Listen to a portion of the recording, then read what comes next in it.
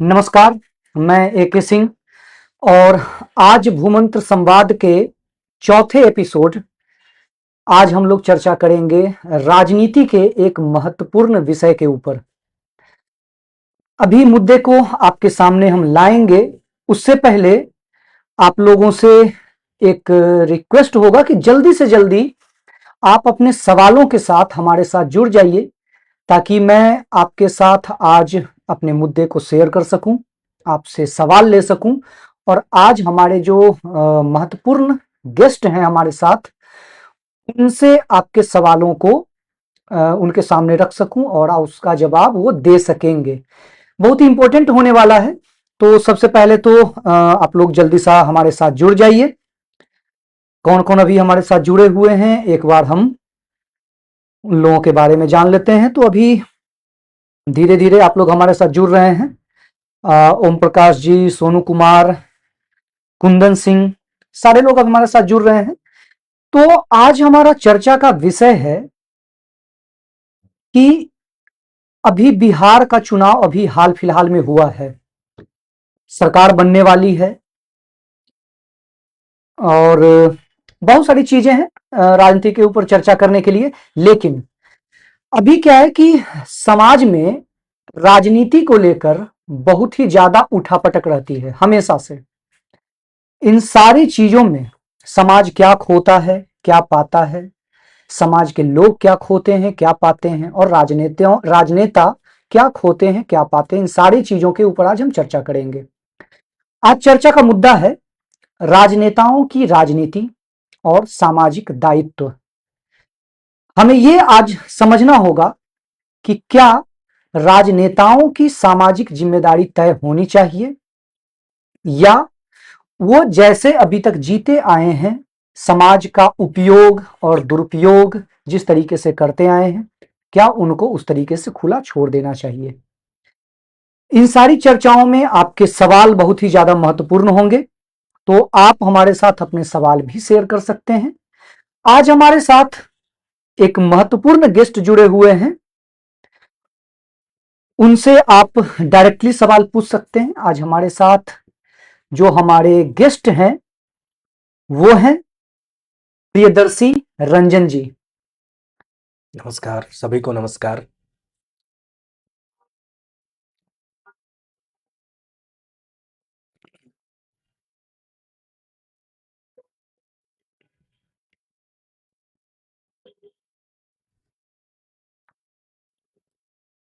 आप जल्दी से अपने सवाल हमारे साथ शेयर कर लें ताकि आपके सवालों के साथ ही मैं प्रियदर्शी जी से मैं डायरेक्टली बातचीत कर सकूं। इनके बारे में भी मैं आपको इंफॉर्मेशन दे देता हूं कि ये क्या हैं, कैसे हैं और आपके साथ क्यों जुड़ रहे हैं।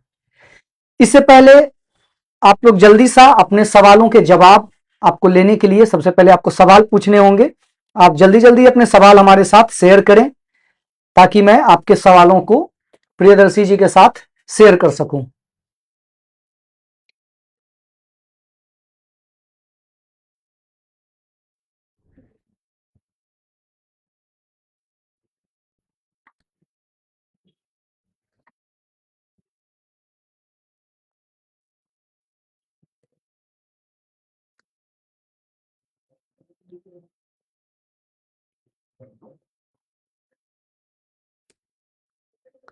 राकेश कुमार, सोनू कुमार, बेनी माधव राव, सभी लोग हमारे साथ जुड़े हुए हैं।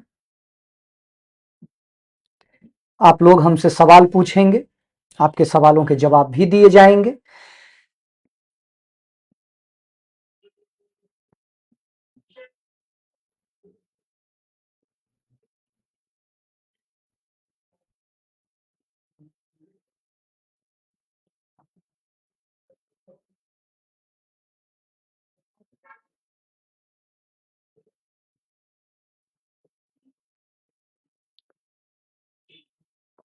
इनका कैमरा डिस्कनेक्ट हो गया है, कैमरा निकाल के लाओ जल्दी से, और जैसे लगा हुआ था बढ़िया से निकालना।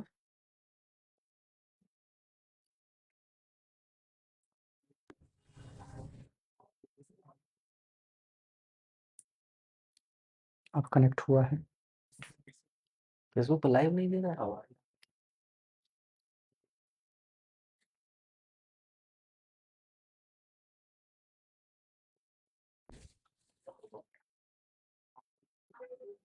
थोड़ा उधर और उधर और उधर, बस।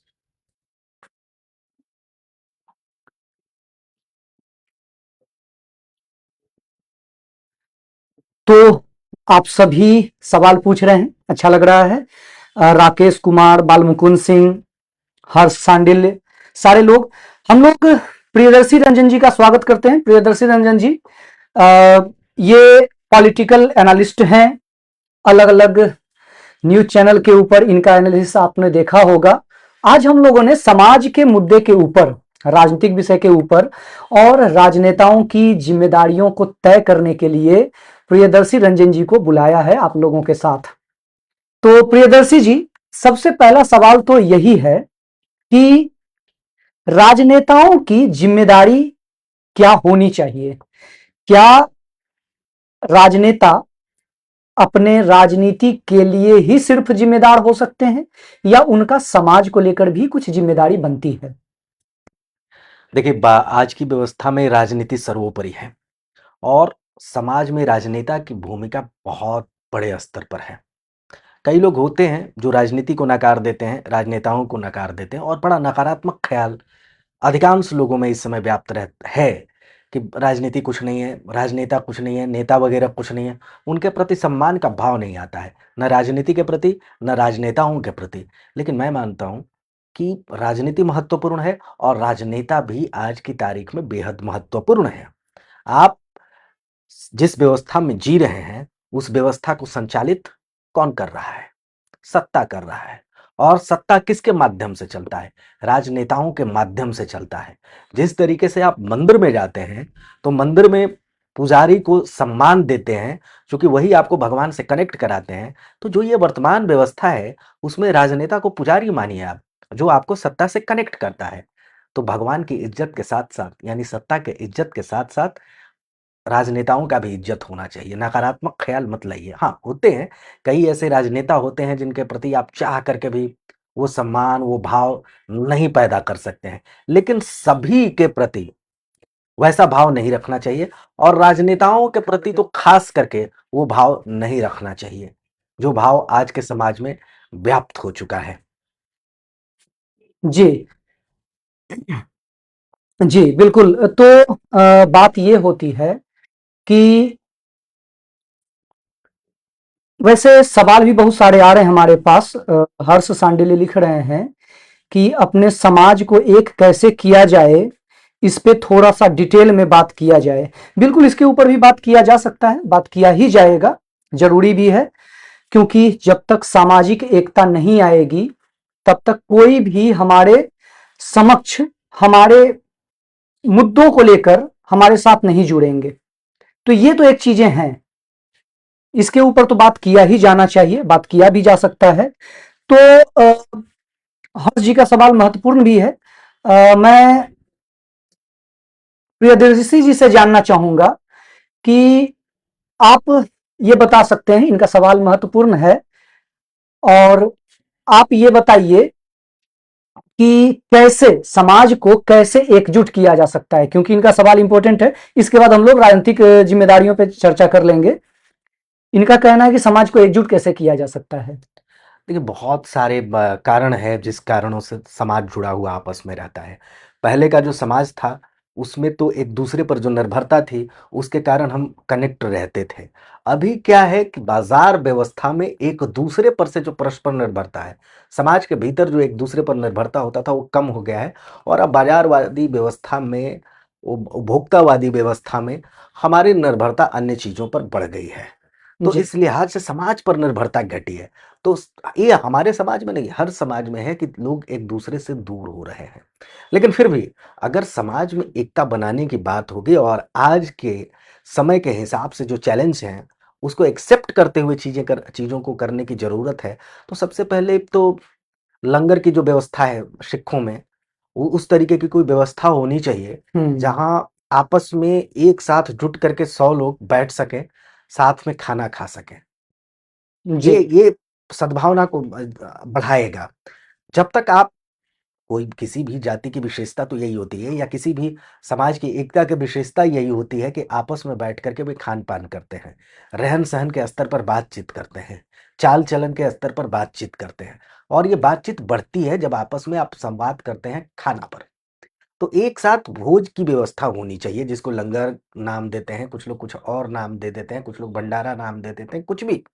तो समाज में एक व्यवस्था ऐसी होनी चाहिए जहाँ महीने में एक बार का भोजन एक साथ किया जा सके। बिल्कुल, बिल्कुल। जी। बिल्कुल, इस बात से सहमत तो मैं भी हूँ कि सामाजिक एकजुटता तभी हो सकती है, लेकिन आज हमारा चर्चा का जो मुख्य विषय है, वो है राजनेताओं का राजनीति के प्रति लगाव और समाज के प्रति कितना लगाव है या नहीं है। तो प्रियदर्शी जी, एक सबसे महत्वपूर्ण चीज तो यही है कि अभी बिहार चुनाव खत्म हुए हैं, बहुत सारे जीते, बहुत लोग हार गए, लेकिन क्या ये मुद्दा होता है कि जो जीत गए जिम्मेदारियां उनकी बनती है, जो हार गए वो जिम्मेदारियों से मुक्त हो गए हैं? देखिए ऐसा है कि जो राजनीति में होता है उसको जीतने हारने से फर्क ही नहीं पड़ता है। जी, जीत गया तो आपकी आवाज सदन में उठाएगा और अगर नहीं जीता है, हारा हुआ है तो आपकी आवाज को सड़क पर उठाएगा। तो सदन और सड़क का फर्क होता है। जो जीत गया वो सदन में और जो हार गया है वो सड़क पर। तो बिल्कुल, जिम्मेवारी से मुक्त कोई होता नहीं है राजनीति में। एक बार समाज के बीच आप आ गए हैं तो समाज की जिम्मेवारी लेकर के आपको चलना होगा और यह कह करके कोई बच नहीं सकता है कि मुझे तो सदन में मैं हूं नहीं तो मैं जनता की आवाज कैसे उठाऊं। अलग अलग प्लेटफॉर्म्स हैं, वहां पर आप समाज की बात को उठा सकते हैं, सड़क पर उठा सकते हैं, मीडिया प्लेटफ़ॉर्म्स हैं, परिचर्चा करवा सकते हैं, गोष्ठी करवा सकते हैं, साहित्य लेखन में योगदान दे कर के समाज की सेवा कर सकते हैं, समाज की बात को उठा सकते हैं। तो कई ऐसे माध्यम हैं, कई माध्यमों में से राजनीति एक माध्यम है और जी, उसमें सशक्त माध्यम ज़रूर है, लेकिन इसके अलावा कोई माध्यम नहीं है, ये सोचनीय विषय है। लोग यही सोचते हैं कि सिर्फ राजनीति ही एक मसला है, जहाँ लोगों की आवाज़ उठाई जा सकती है या लोगों की बात रखी जा सकती है। चुनाव जीतना ही एकमात्र समाज की सेवा है, ऐसा नहीं है, या हार जाने के बाद वो सेवा मुक्त हो जाते हैं, ऐसा भी नहीं है। विभिन्न क्षेत्र हैं जहाँ से आप अपने समाज की सेवा कर सकते हैं। बिल्कुल। मतलब कि अभी बहुत सारी चर्चाएं चल रही है, समाज के कुछ राजनेता जीत गए और कुछ राजनेताओं को हार का सामना करना पड़ा है।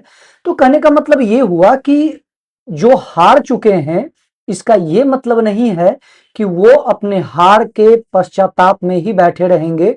उनको ये सोचना पड़ेगा कि क्या ऐसी वजह रही थी जिसके कारण से वो हार गए, और उनको इन चीजों से बाहर निकलना चाहिए है कि अगर वो हार गए हैं तो उनकी कोई सामाजिक जिम्मेदारी अब नहीं बनती है और वो विरोध करें।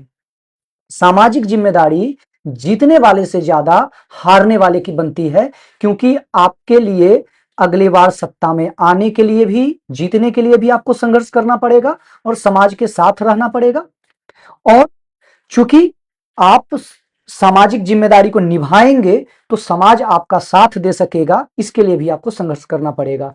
तो अपनी जिम्मेदारियों के निर्वहन से आप भाग नहीं सकते हैं। और रही बात, एक क्वेश्चन और है प्रियदर्शी जी, कि जो वैसे राजनेता, अभी बिहार चुनाव हुए, बहुत सारे लोग जीते हैं, तो बहुत सारे लोगों का समाज में एक कहना होता है कि जो राजनेता होते हैं, जो विधायक हैं, वो एक बार चुनाव जीत गए, चुनाव जब तक था तब तक सारे लोग बहुत जोर शोर से चर्चा करते थे कि इनका जीतना चाहिए, उनको जीतना चाहिए, वोट इन्हें पड़ना चाहिए, इन्हें पड़ना चाहिए। लेकिन जब चुनाव खत्म हो गए, रिजल्ट आ गया, पार्टियों का डिसाइड हो गया कि किसकी सरकार बनेगी और किसकी नहीं बनेगी, उसके बाद बहुत सारे जगह पर मैं देख रहा हूं कि लोग इन चीजों से अब दूर होते हैं। उनको मैं देखता हूं कि उनका एक स्टेटमेंट रहता है कि चुनाव खत्म हो गए हैं और अब सारे लोग अपने अपने काम पर ध्यान दीजिए। क्या इसको इस नजरिए से देखा नहीं जा सकता है कि हम वोट देते समय वोट दे देते हैं और उसके बाद अपने जीते हुए राजनेताओं को उनके सामाजिक जिम्मेदारियों से मुक्त कर देते हैं? क्या ऐसा है? और अगर ऐसा है तो क्या ये सही है? देखिए ये सच है कि 24/7 समाज का हर व्यक्ति पॉलिटिक्स नहीं कर सकता है। समाज के भीतर से कुछ लोग होते हैं जो नेतृत्व करते हैं, उन्हीं को नेतृत्वकर्ता कहते हैं। तो वो जो नेतृत्व करता है वही फुल टाइमर होते हैं, वही 24/7 पॉलिटिक्स करते हैं। तो ये बुरा भी नहीं है कि लोग मतदान करते हैं, उसके बाद अपने काम में लग जाते हैं। हाँ, टाइम टू टाइम अपडेट रहने की ज़रूरत होती है। समाज के भीतर क्या हो रहा है, उनके नेतृत्वकर्ता किस तरीके से डिसीजन ले रहे हैं, उनको क्या डिसीजन लेना चाहिए, इन चीज़ों पर लगाम जनता को ज़रूर रखना चाहिए। अपने नेतृत्वकर्ताओं को सजग करने की कोशिश हमेशा जारी रखना चाहिए जनता को। 24/7 पॉलिटिक्स करें या नहीं करें। होता क्या है होता क्या है कि समाज में एक भाव चला आता है कि हम मुक्त हो गए। जी, वोट देने का काम था, हम मुक्त हो गए। अब समाज के प्रति मैं कोई ज़िम्मेवारी नहीं है, हमने एक एहसान कर दिया है। लेकिन ये एहसान नहीं किया है आपने, वो अपने अधिकार का प्रयोग किया है और अपने अधिकार अन्य जो अधिकार हैं, उनको सुरक्षित करने के लिए वो प्रयोग किया है, मतदान किया है। तो इसको आप एहसान के तहत मत मानिए, इसको मानिए कि ये जो मेरी ज़िम्मेवारी थी, मैं उसको निर्वहन कर रहा हूँ और अपने राजनेताओं के प्रति वो जो भाव आपका रहता है, वो उसको जगाए हुए रखने की कोशिश करिए। राजनेताओं से सवाल-जवाब करते रहिए, उनको अपने घर आमंत्रित करते रहिए, बुलाते रहिए या ये भी ज़रूरी है कि जब आपके राजनेता, आपके नेतृत्वकर्ता जब कोई आयोजन करते हैं, सामाजिक कार्यक्रम करते हैं, तो उसमें आपकी ज़िम्मेवारी भी बढ़-चढ़ कर के होनी चाहिए। अभी क्या होता है कि एक वोट देने के बाद लोग मुक्त हो जाते हैं कि नहीं हमने तो कर दिया अपना काम, नहीं। अगर समाज का व्यक्ति समाज के लिए कोई काम कर रहा है, वो आपके हक हिस्से की बात उठा रहा है, तो उसमें आपकी भागीदारी होनी चाहिए। अगर वो कोई आंदोलन कर रहा है, तो उसमें आपकी हिस्सेदारी होनी चाहिए। अगर वो कोई सेमिनार कर रहा है, उसमें आपकी भागीदारी होनी चाहिए। कोई सभा है, कोई समारोह है, कोई रैली है, तो उसमें आपकी हिस्सेदारी सुनिश्चित होनी चाहिए हर स्तर पर। भौतिक स्तर पर अगर आप मौजूद हैं, तो उस सभा समारोह में जाएँ। अगर आप नहीं मौजूद हैं, तो आर्थिक तौर पर सहयोग करें, वो भी आप नहीं कर सकते हैं, तो मानसिक तौर पर सहयोग करें, 4 लोगों को बताएँ। ये चीज़ें करके आप समाज को बेहद मजबूत कर सकते हैं और तब आप माना जाएगा कि आप एक समाज के ज़िम्मेवार नागरिक हैं, राजनीतिक तौर पर बेहद जागरूक नागरिक हैं। सिर्फ वोट दे देने से आप जागरूक नहीं कहलाएँगे। 4-5 और एलिमेंट्स हैं जिनको टाइम टू टाइम आपको पूरा करना होगा, तब माना जाएगा कि आप इस एक समाज के बेहद ज़िम्मेवार नागरिक हैं और आपकी तब सुनी जाएगी। जब टाइम टू टाइम आप अपडेट रहेंगे, समय पर समाज के लिए अपने आप को उपलब्ध कराएँगे हर तरीके से। बिल्कुल, बिल्कुल। जी, कहने का मतलब ये हुआ कि ये तो समझ में आ गया प्रियदर्शी जी कि जो हमारे समाज के लोग हैं, यानी कि सामाजिक रूप से हमें अपने समाज के लोगों का और राजनेताओं का एक वोटर होने के नाते साथ और सहयोग देना चाहिए, ठीक है? बिल्कुल। लेकिन हम तो अपना फर्ज निभा जाएँगे हुँ, और शायद हमने अपना फर्ज निभाया है। यही वजह है कि इस बार की संख्या अच्छी खासी रही है चुनावों में हमारे साइड से विधायकों की। हुँ। ठीक है, लेकिन अब समस्या ये होती है कि हमने तो अपना फर्ज निभा दिया, लेकिन क्या हमारे राजनेता समाज के प्रति अपनी जिम्मेदारियों को निभाते हैं? मैं थोड़ा-सा इसमें क्रॉस करना चाहूँगा। बिल्कुल। देखिए, इस चुनाव में नहीं, हर चुनाव में जो हम अपना समाज है, हमारा समाज है, जी। ये राजनीतिक ज़िम्मेवारियों को बखूबी निभाता है। इस बार क्या हुआ कि जहाँ से आपको जिस पार्टी के आप गारंटर हैं या जो पार्टी आपकी गारंटी लेती है, हम्म। उस पार्टी ने आपको टिकट ज़्यादा दिया था, जी। तो आपकी सदन में संख्या बढ़ गई। हम्म। वोट आप पहले भी दे रहे थे। हम्म। अगर वहाँ पर कोई आपके समाज का नहीं होता, किसी और समाज का भी होता, तो आप उसको वोट करते। चूँकि आप वैचारिक तौर पर कुछ पार्टियों के प्रति प्रतिबद्ध हैं, कटिबद्ध हैं और उसमें आप अपने समाज के लोगों से बियॉन्ड जाकर के वोटिंग करते हैं। इसमें क्रेडिट जो जाता है वो ये जाता हाँ, ये है कि हम लोगों ने दबाव बनाया, तमाम लोग जो समाज के लोग हैं, वो लोग दबाव बनाए कि हमारी हिस्सेदारी होनी चाहिए, चूँकि हम कुछ पार्टियों के बेस हैं। कुछ बिहार में ऐसी पार्टियाँ मैं नाम नहीं लेना चाहूँगा, समझ सब लोग सभी लोग जाएँगे। कुछ ऐसी पार्टियाँ हैं जो इस समाज के बूते खड़ी हुई हैं। कुछ ऐसी पार्टियाँ हैं जिसको संख्या, सामर्थ्य और संसाधन तीनों इस जाति ने और समय 4 चीज़ें इस जाति ने समय-समय पर दिया है, सहयोग किया है, सहयोग किया है, बहुत बड़ी बिल्कुल। बात है। तो वहां से आपको थोड़े रिटर्न मिला है प्रतिनिधित्व के तौर पर कि आप प्रतिनिधित्व कर लें। ऐसा नहीं है कि सिर्फ आपकी छलांग है। मैं एक चीज ऐड करना चाहता हूं इसमें, जी, हम लोग ज्यादा उत्साहित हो गए हैं, बुरा मत मानिएगा, लेकिन माना जा सकता है। माना जा सकता है। कुशवाहा जाति की कितनी संख्या है विधानसभा में, पता है क्या? 24 हाईएस्ट। हम्म, वो लोग इतने नहीं उछल रहे हैं, हम्म, हम लोग कुछ ज्यादा ही उत्साहित है। भैया आपकी संख्या और होनी चाहिए। जिस तरीके से कुछ पार्टियों के भीतर आपने अपनी ताकत लगाई है, आपने अपने संख्या का योगदान अनवरत दिया है, उसका रिटर्न गिफ्ट आपको मिलना है, वो रिटर्न गिफ्ट मिल रहा है। आपने सामर्थ्य लगाया है, आपने संसाधन लगाया है, आप लड़ाई झगड़ा सब कुछ किए हैं कुछ पार्टियों के लिए, वहां से आपको ये रिटर्न गिफ्ट मिल रहा है। और ये उम्मीद से ज्यादा नहीं है, ये हक है आपका। और कहीं ना कहीं देखा जाए तो ये उम्मीद से कम भी है, देखिए, ऐसा माना जा सकता है क्या?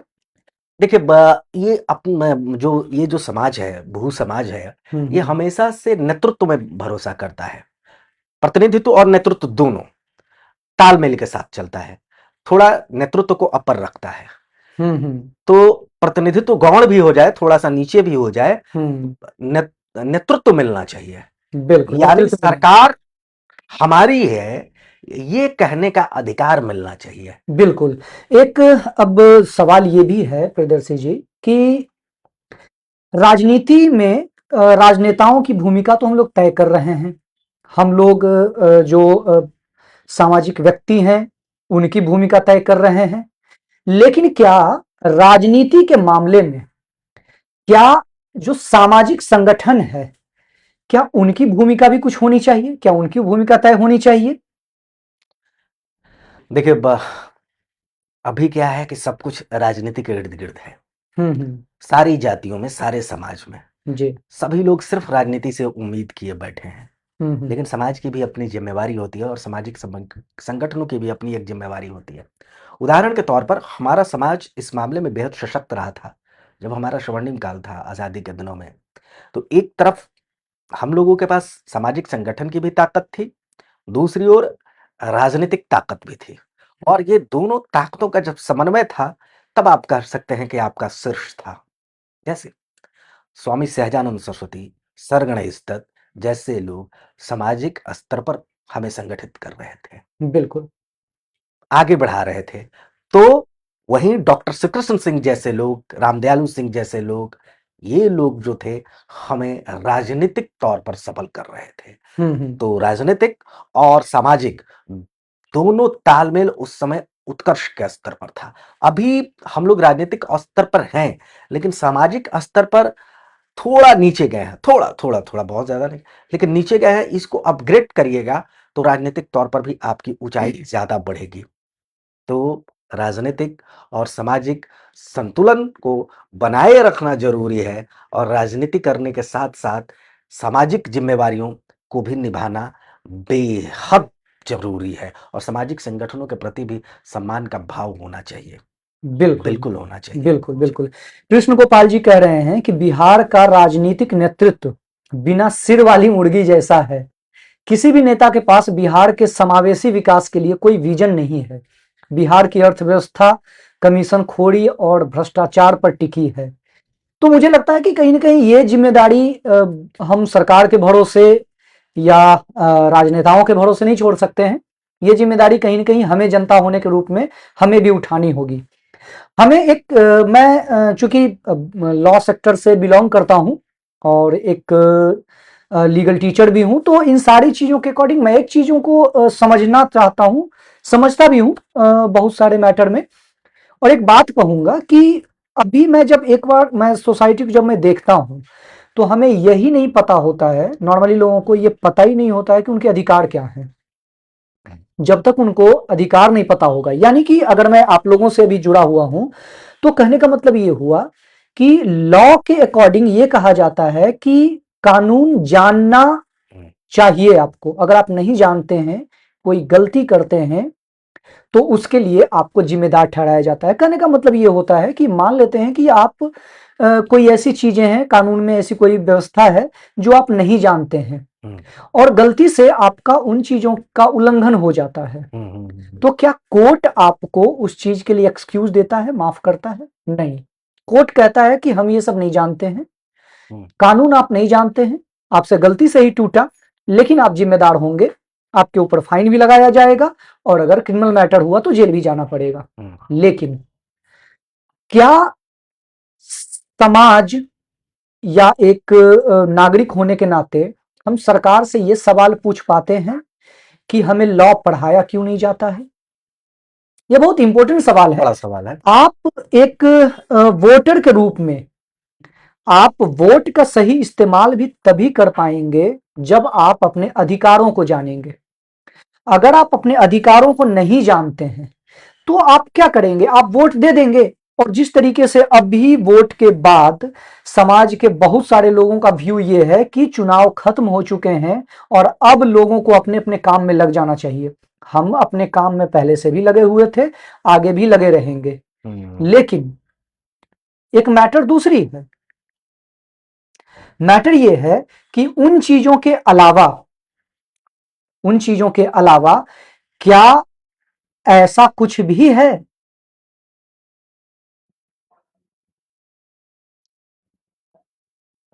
उन चीजों के अलावा क्या हमें कुछ और भी चीजों को देखना चाहिए? बिल्कुल देखना चाहिए। हमें अपने अधिकारों को देखना पड़ेगा।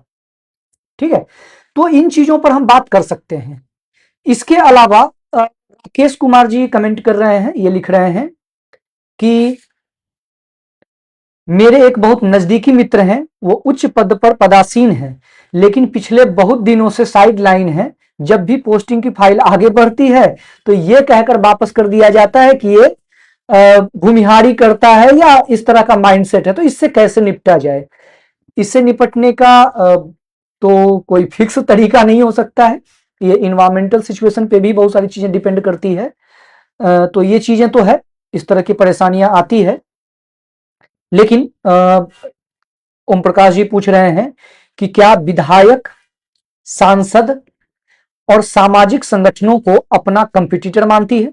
क्या विधायक, सांसद, ये लोग सामाजिक संगठनों को अपना कंपटीटर मानती है? हाँ या ना? तो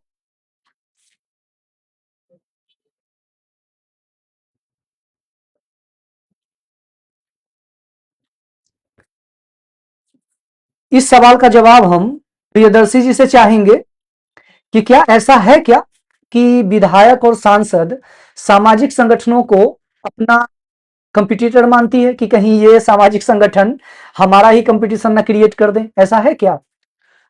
देखिए, होता तो जरूर है, कहीं ना कहीं आपसी प्रतिस्पर्धा भी रहता है मन में। तो जो समाज के बीच में रहता है उसी को अधिकार होता है कि वो राजनीति में भी हस्तक्षेप करे, ज्यादा बेहतर माना जाता है। और अमूमन तौर पर सामाजिक संगठन चलाने वाले लोग ही कुशल राजनेता साबित हुए हैं, इसमें भी कोई दो राय नहीं है। लेकिन कुछ ऐसे मुद्दे हैं जहां समाज को अलग रखना चाहिए और राजनीति को अलग रखना चाहिए। बिल्कुल। जब हार्डकोर सामाजिक मुद्दे हैं या कोई हार्डकोर सामाजिक नेता है, उसको राजनीति से दूर रहना चाहिए। महात्मा गांधी का इसका उदाहरण है। वो सीधे सत्ता में नहीं आए क्योंकि वो हार्डकोर सामाजिक व्यक्ति थे, पूरी तरीके से सामाजिक व्यक्ति थे। अगर राजनीति में वो आते तो शायद समाज सेवा या समाज के विभिन्न बिंदुओं पर जो विचार रख रहे थे वो प्रभावित होता। तो वैसे जो समाज सेवी लोग हैं, उन लोगों को भी राजनीतिक इच्छा को दबा देना चाहिए। अगर मन में है भी तो दबा दें, तो बेहद तो क्लैश नहीं होगा दोनों के बीच में। राजनीति और सामाजिक व्यक्तियों के बीच में क्लैश नहीं होगा। समाज सेवा आप विभिन्न माध्यमों से कर सकते हैं, राजनीति उसमें एक मार्ग है। तरीके तरीके से आप कर सकते हैं।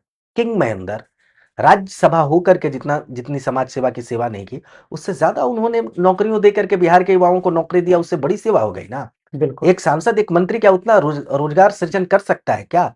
संप्रदा सिंह, सिर्फ एक नाम नहीं, किंग महेंद्र, संप्रदा सिंह जैसे लोग, या इस समाज के जितने उद्योगपति लोग हैं या वैसे लोग जो रोजगार सृजन के क्षेत्र में कार्य कर रहे हैं, वैसे लोग किसी राजनेता से कम हैं क्या? हाँ, पावर उनके पास।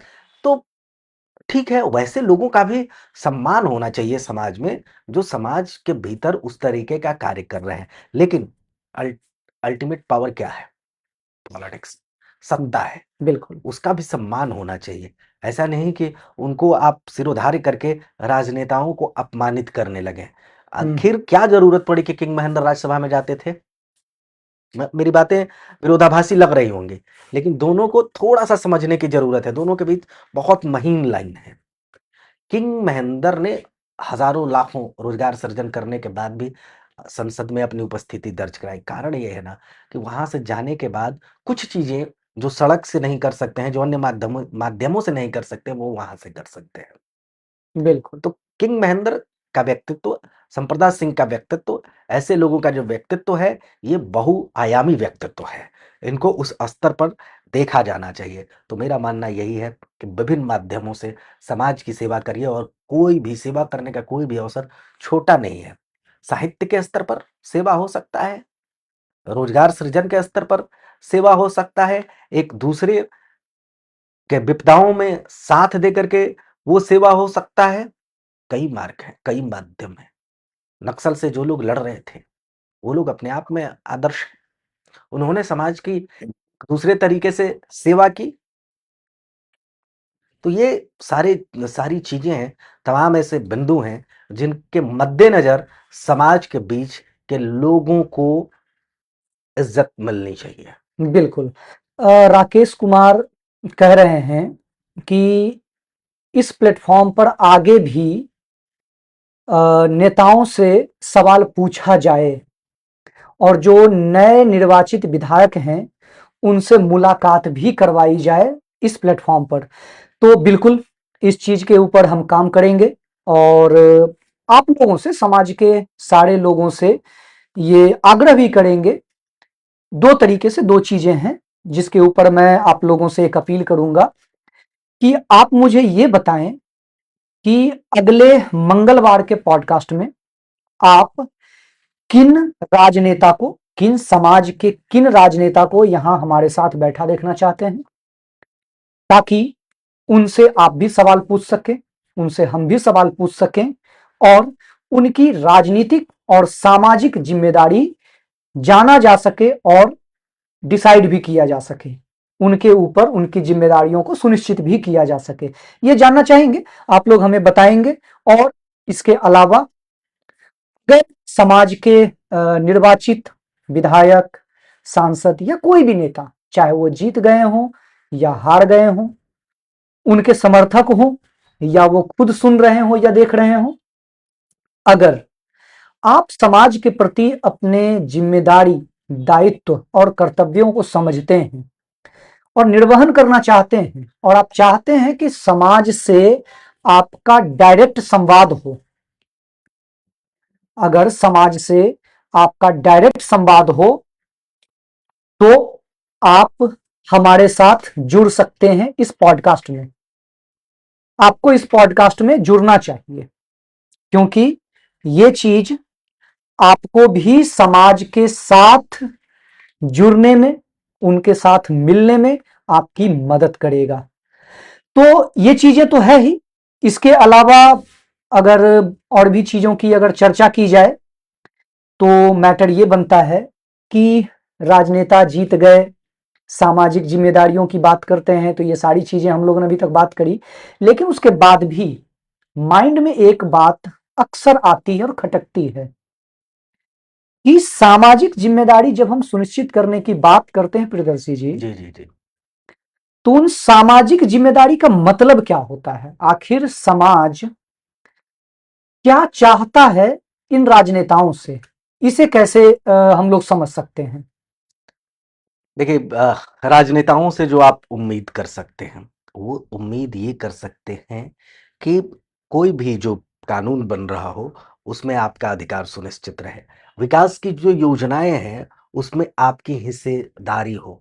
आपके हकमारी पर किसी और की हिस्सेदारी बढ़ जाए, ये आपके राजनेता नहीं होने दें। आप, चूंकि व्यवस्था में प्रशासन की बहुत बड़ी भूमिका होती है, प्रशासन से प्रताड़ित नहीं हो। आज बहुत समाज जो है प्रशासन से प्रताड़ित रहता है। बिल्कुल। प्रशासन की बहुत बड़ी, पुलिस प्रशासन की बहुत बड़ी भूमिका है, और उस पर कंट्रोल विधायिका कर सकता है। तो वहां आपकी आवाज रहे। प्रोटोकॉल में माननीयों का अधिकार डीजीपी के बराबर होता है, आला पुलिस अधिकारियों से बड़ा होता है। आपकी आवाज वहां तक कोई पहुंचा सकता है, कोई रख सकता है, तो एक माननीय आपकी रख सकते हैं, तो वो सारी चीज़ें हैं। आपके खिलाफ गुंडागर्दी हो रहा हो, आपकी हकमारी हो रही हो, आपके ज़मीन पर कब्ज़ा हो रहा हो, आपके जान-माल की असुरक्षा हो, आपकी इज़्ज़त आबरू की असुरक्षा हो, वैसी स्थिति में राजनेता आपके साथ खड़े हों। तब एक माना जाएगा कि वे एक समाज के सफल राजनेता हैं। अभी क्या है, कितने पैसे हैं ना राजनेताओं के पास, इससे गिना जाता है कि वे कितने बिल्कुल, सफल हैं। कितने टर्म के विधायक रहे हैं, इससे गिना जाता है। या इससे नहीं गिना जाता है कि सदन में उन्होंने भाषण क्या दिया था, अपने समाज के हितों को रखते हुए। अपने समाज के पूरे समाज इन बड़े कैनवस पर देखिए, अपने समाज के साथ-साथ दूसरे समाज के लिए मतलब बृहद बिहार के लिए भी उन्होंने क्या कहा, ये सारे उल्लेखनीय जो चीज़ें हैं, उसके बारे में क्या कहा माननीयों ने, हमारे माननीयों ने, इन चीज़ों पर बात नहीं होती है या उसके आधार पर तय नहीं होता है। अभी सिर्फ़ और सिर्फ़ जनता के मन-मिजाज में एक डाल दिया है कि नेता वही हो सकता है, राजनेता वही हो सकता है जिसके पास अकूत संपत्ति हो जी, और उसका लाभ पार्टियाँ उठा रही हैं। कोई भी प्रत्याशी आपको ला कर के दे देता है। आपने माँगा है, अपने अपने अंतरात्मा से पूछिए कि आपने पार्टी आपसे पूछने आई है कि किसको टिकट दें और किसको नहीं दें? जिस पार्टी को आप वोट दिए हैं, उसने खुद तय किया कि ये यहाँ से लड़ेंगे और बिल्कुल, आपने वोट दिया है सिर्फ। आपने तय नहीं किया है कि आपके उम्मीदवार होंगे या नहीं होंगे। जी, जिस पार्टी के भीतर आप अधिकार रखते हैं, जिस पार्टी को आप सब कुछ देते हैं, वहां यह अधिकार भी मांगिए कि हम तय करेंगे कि हमारा उम्मीदवार कौन होगा। बिल्कुल, ये जब तय करने लगेंगे, तो निश्चित तौर पर आपकी राजनीतिक ताकत बढ़ जाएगी। आप अपने चहेते जो आपके बीच में रहता है, उसको आप चुन पाएंगे। थोपे हुए राजनेताओं को, उम्मीदवारों को, प्रत्याशियों को वोट देने की आपकी जिम्मेवारी तब नहीं रहेगी। बिल्कुल, और ये बहुत बड़ा काम होगा अगर समाज इस स्तर पर कार्य कर ले कि जिस विचारधारा की पार्टी को हम समर्थन दे रहे हैं, उस विचारधारा की पार्टी से हम यह हक हिस्सा लेंगे, हिसाब लेंगे कि आपने हमारे समाज का जो उम्मीदवार दिया वो किस आधार पर दिया, हमारे बीच वो था या नहीं था। तमाम ऐसी चीजें जिसको समाज को नए सिरे से उस पर विचार करने की जरूरत है, सोचने की जरूरत है। हाँ, एक चीज और है, जी, समाज में हर क्षेत्र राजनीति में हर क्षेत्र का समावेश होना चाहिए। सेवा का समावेश होना चाहिए, विज्ञान का, साहित्य का, उद्योग का, पैसे का भी, बाहुबल का भी। बाहुबल मतलब वो नहीं, मैं रंगबाजी नहीं कह रहा हूं। बाहुबल मतलब हुआ सामाजिक समर्थन। सामाजिक समर्थन, वो भी तमाम चीजों का एक कॉकटेल होना चाहिए, समावेश होना चाहिए। हर तरीके के लोग हों, हर तरह के लोग हों। बस इतना तय करना है कि पार्टी न थोप दे। अभी क्या हो रहा है कि पार्टियां थोप रही हैं हमारे ऊपर। हाँ हमारे ऊपर। हमने उम्मीदवारों को नहीं चुना है, कुछ एक तो है। कई बार हमारी मजबूरी बन जाती है कई कि बार हमें उनका समर्थन करना पड़ता है और कई बार विरोध भी, कई- जिसके कारण से समाज के अंदर भी अलग अलग लोगों के मन में ऐसी चीजें आती है कि फलाने संगठन या फलाने लोगों ने उनका सपोर्ट किया और फलाने लोगों ने उनका विरोध किया। तो अक्सर तो होता क्या है कि ये अभी करंट में ऐसा हुआ भी है कि भूमंत्र से बहुत सारे लोगों को ऐसी शिकायतें रही कि किन्हीं लोगों का विरोध किया गया, किन्हीं का सपोर्ट किया गया। तो ऐसा नहीं है, भूमंत्र का स्टैंड क्लियर है। इस मामले में मैं भूमंत्र की तरफ से एक बात क्लियर करना चाहूंगा। भूमंत्र का स्टैंड बिल्कुल क्लियर है। हम सामाजिक नेतृत्व और सामाजिक जिम्मेदारी के लिए काम करेंगे।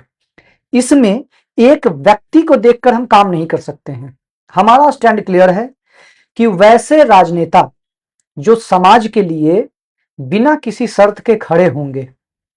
हमारा यह वादा है भूमंत्र की तरफ से कि भूमंत्र उन राजनेताओं के लिए बिना शर्त के खड़ा होगा। लेकिन यहां पर बात आती है कि अगर कभी व्यक्तिगत विरोध या व्यक्तिगत सपोर्ट की बात होती है तो भूमंत्र कभी भी व्यक्तिगत सपोर्ट या विरोध की बात नहीं करता है। इसमें हमें यह देखना होता है कि सामाजिक रूप से क्या सही है और सामाजिक रूप से क्या गलत है। और इसका आपको अगर कई बार समाज के अंदर भी कई बार इस तरह के उठापटक होते हैं, इस चुनाव में भी बहुत ज्यादा कुछ जगहों पर कुछ लोगों से मतभेद भी हुए कि भाई ऐसा नहीं, आप इनका सपोर्ट करें, इनका विरोध करें, इनका विरोध क्यों कर रहे हैं, इनका सपोर्ट क्यों कर रहे हैं, इस तरह की चीजें। तो वहां पर एक बहुत सिंपल चीजें हैं। अभी प्रियदर्शी जी ने कहा कि उम्मीदवार समाज डिसाइड करे, ऐसी स्थिति उत्पन्न होनी चाहिए, ना कि पार्टी डिसाइड करके हमारे ऊपर थोप दे। पार्टी के डिसाइड किए हुए कैंडिडेट के कारण से ही कई बार समाज के अंदर में टूटने की स्थिति उत्पन्न होती है और समाज आपस में एक दूसरे से उलझता हुआ नजर आता है। तो समाज को एकजुट रहकर हमें यह कोशिश करनी होगी कि जो भी कैंडिडेट चुनाव में खड़े हों वो सामाजिक रूप से चुने हुए होने चाहिए, ना कि पॉलिटिकल पार्टी के द्वारा चुने हुए होने चाहिए। यह तभी पॉसिबल है जब सामाजिक रूप से हम अपनी एकता का परिचय देंगे। तो आप सभी लोगों से मैं यही कहना चाहूंगा कि भूमित्र आपकी जो सामाजिक जिम्मेदारियां हैं भूमंत्र भी निर्वहन करने की कोशिश करती है, और आप लोगों से एक अपील होगा कि आप हमारा सहयोग करें कि कैसे आप मार्गदर्शन भी करें कि भूमंत्र कैसे सामाजिक कामों को सही तरीके से आगे बढ़ाए। आप सहयोग भी करें कि भूमंत्र किस तरीके से इसे आगे बढ़ाकर एक मुकाम तक पहुंचाए। तो आपका सहयोग और सुझाव दोनों अपेक्षित होगा। ओम प्रकाश जी लिख रहे हैं कि नेता समाज को अपने पैरों की जूती समझती है, तो उसे उसकी सामाजिक जिम्मेदारियों का एहसास कैसे कराया जाए। क्या प्रियदर्शी जी आपको ऐसा लगता है कि राजनेता समाज को अपने पैरों की जूती समझती है और मिसयूज करती है, और अगर ऐसा है तो इसे कैसे सही किया जा सकता है?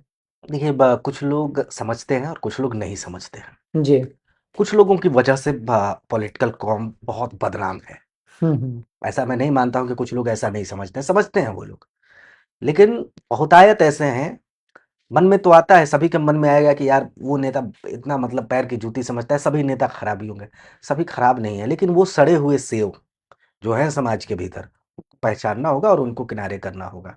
जी। उनकी वजह से जो बदनामी हो रही है और उनकी वजह से समाज में जो नफरत फैल रहा है, उसको दूर किया जाना बेहद जरूरी है। ओम प्रकाश जी जो बेहद सुलझे हुए व्यक्ति हैं, उनका अगर ये सवाल है तो निश्चित तौर पर ये बहुत बड़ा सवाल है, बहुत बड़ा सवाल है, और इस पर समाज को विस्तार पूर्वक बात करने की जरूरत है कि ये सड़े हुए सेव कौन हैं।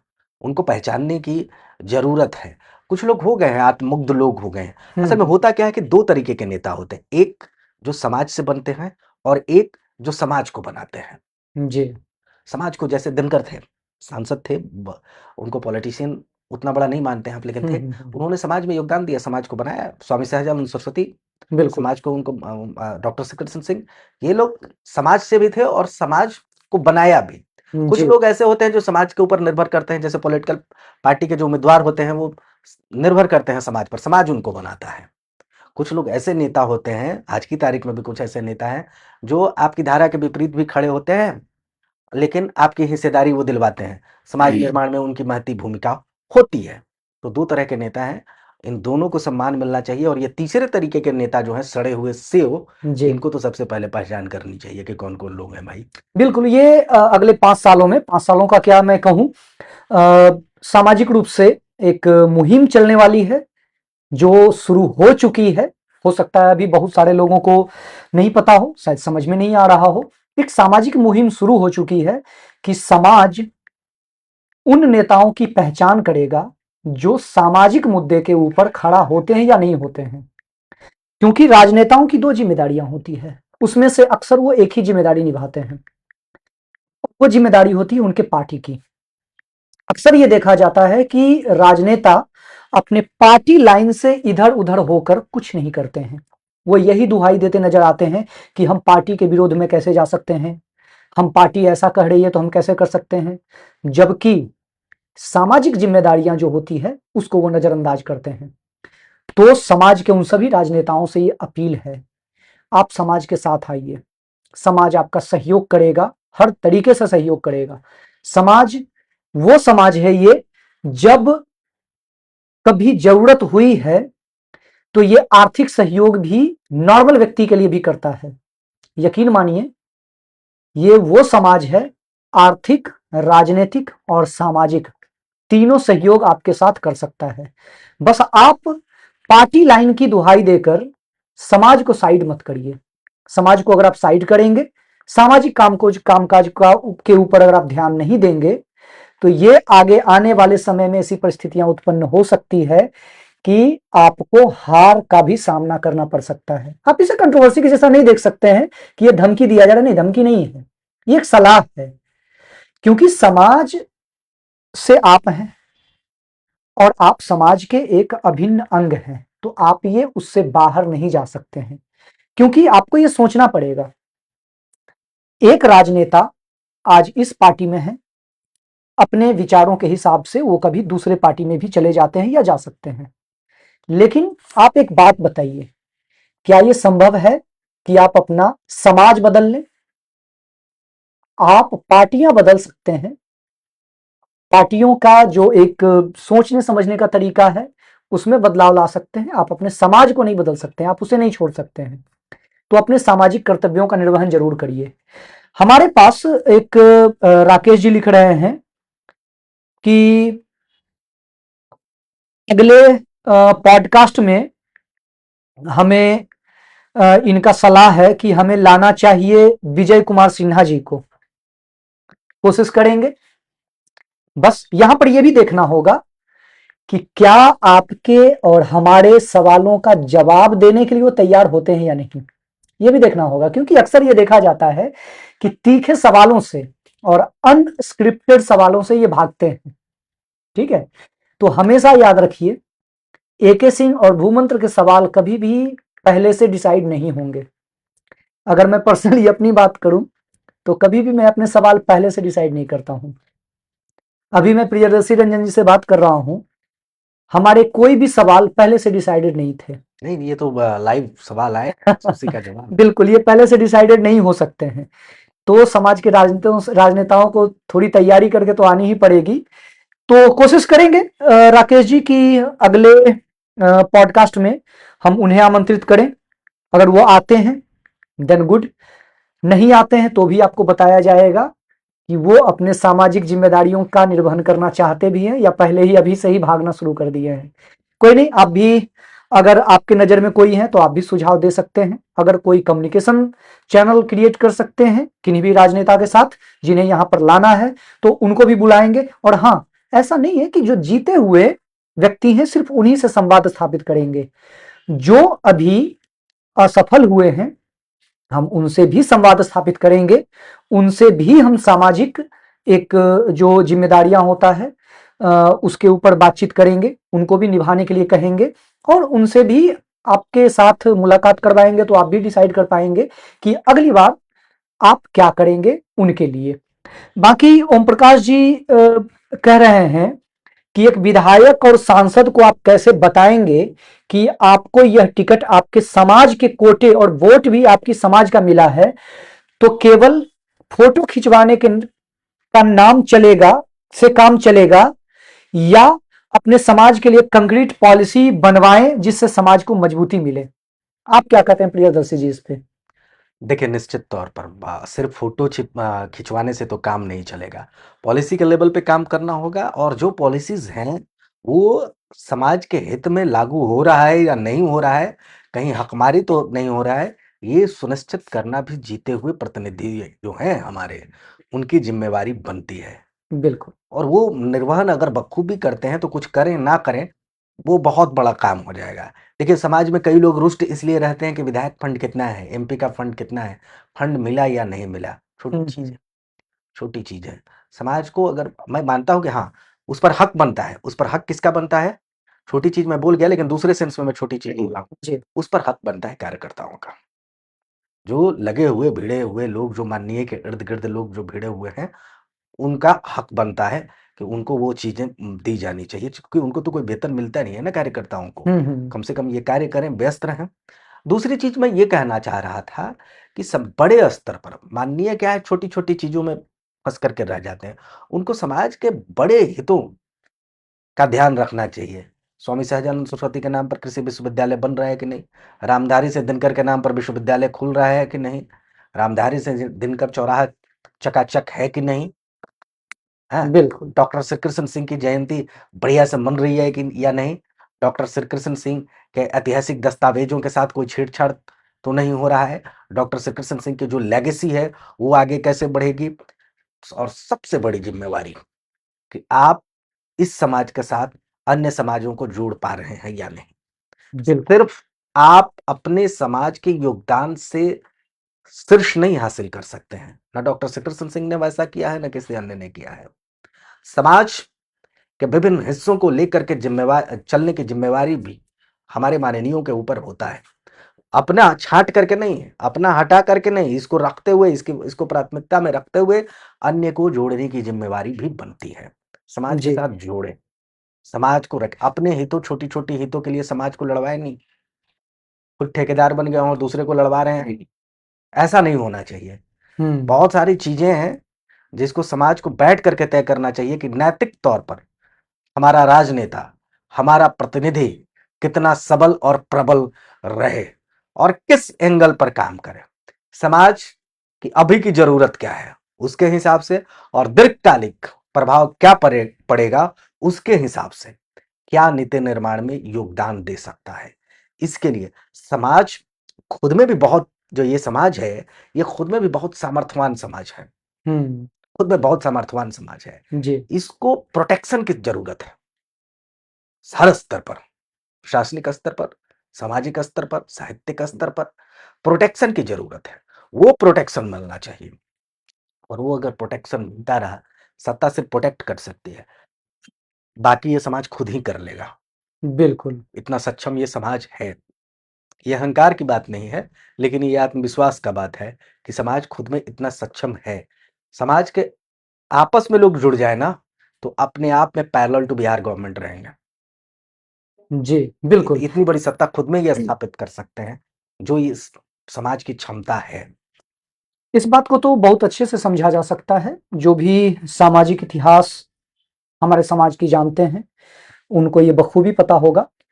लेकिन अब फाइनली मैं यही कहना चाहूँगा कि प्रियदर्शी जी ने बहुत ही सही तरीके से सारे सवालों का जवाब दिया, और चूंकि सामाजिक बातचीत है, भूमंत्र संवाद है, तो हम लोग बातचीत ही कर सकते हैं। भूमंत्र के तरफ से एक सामाजिक रूप से जो भी योजनाएं बन सकती है, बनाने की कोशिश की जा रही है। जैसे अभी हाल फिलहाल में एक नई योजना पे भूमंत्र काम कर रही है, और वो है भूमंत्र विवाह। भूमंत्र विवाह वो मंत्र अपने आप में एक सत्ता है, बिल्कुल, समाज बिल्कुल, की सत्ता है, बिल्कुल, समाज की थाती है। बिल्कुल, बिल्कुल। तो भूमंत्र अभी रिसेंटली भूमंत्र विवाह के ऊपर काम कर रही है, क्योंकि शादी विवाह समाज में एक कुछ चीजों को लेकर समस्या के रूप में भी उभरा है, और इसको लेकर थोड़ी सी सहयोग की भी जरूरत होती है अभी के भागदौड़ वाले जिंदगी में। तो भूमंत्र विवाह एक मैट्रिमोनियल साइट्स, और साथ ही साथ मैट्रिमोनियल साइट्स के अलावा भूमंत्र विवाह का पूरा एक इकोसिस्टम रेडी किया गया है। भूमंत्र विवाह .com ये समाज के लिए एक डेडिकेटेड प्लेटफॉर्म है, मैट्रिमोनियल प्लेटफॉर्म है, जहां पर जाकर समाज के व्यक्ति अपने वर के लिए या वधु के लिए वहां रजिस्टर कर सकते हैं। पूरी तरह से सिक्योर इकोसिस्टम जनरेट किया गया है, जहां पे आपके समाज के ही वर और वधु वहां पर रहेंगे। आप मैच मेकिंग करें, पूर्णतः निःशुल्क है, सामाजिक उपलब्धि के रूप में इसे हम लोग देखना चाहते हैं। तो आप सभी लोग और अपने आसपास के लोगों को भी जागरूक करें, और भूमंत्र विवाह .com पे रजिस्टर करें। इसके अलावा अगर ओवरऑल बातचीत अगर देखा जाए, तो सिचुएशन ये है कि राजनीति के अलावा सिर्फ राजनीति काम नहीं कर सकता है। बुला लीजिए यहीं पर। सिर्फ राजनीति कभी भी काम नहीं कर सकता है। राजनीति के अलावा हमें दूसरे भी सामाजिक विषयों पर चर्चा करनी पड़ेगी, उसके ऊपर काम करना पड़ेगा, और एक दूसरे का सहयोग करना पड़ेगा, चाहे वो राजनीतिक सहयोग हो, चाहे वो भूमंत्र की तरफ से सामाजिक सहयोग हो, या समाज के लोगों का आपस में एक दूसरे के साथ सहयोग हो। ठीक है, तो हम लोगों को कोशिश करनी चाहिए, भूमंत्र का भी यही मोटिव है, शिक्षा, रोजगार, स्वरोजगार, स्वास्थ्य, कृषि, इन सारी चीजों के ऊपर भूमंत्र काम करती है। भूमंत्र आप ही हैं, ये समाज ही भूमंत्र है, कोई एक व्यक्ति भूमंत्र नहीं हो सकता है। अगर ऐसी कोई भी सिचुएशन क्रिएट होती है तो आप यकीन मानिए ये आपकी गलतफहमी हो सकती है। समाज ही भूमंत्र है, आप ही भूमंत्र हैं, और इसकी मजबूती इसी में है जब समाज मजबूत होता हुआ नजर आएगा।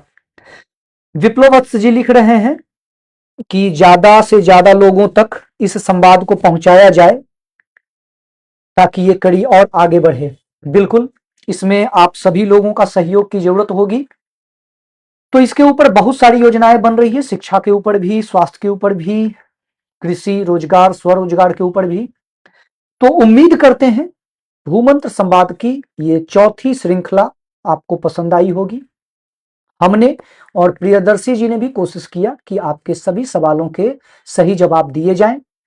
तो अगले मंगलवार कोशिश करेंगे आप लोगों के साथ एक और नवनिर्वाचित जनप्रतिनिधि को आपके समक्ष बैठाया जाए।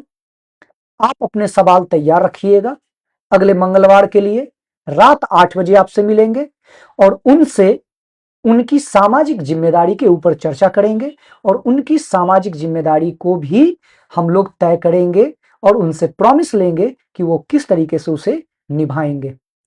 तो उम्मीद करते हैं कि आपको आज का भूमंत्र संवाद का ये सेशन अच्छा लगा होगा, इंफॉर्मेटिव होगा।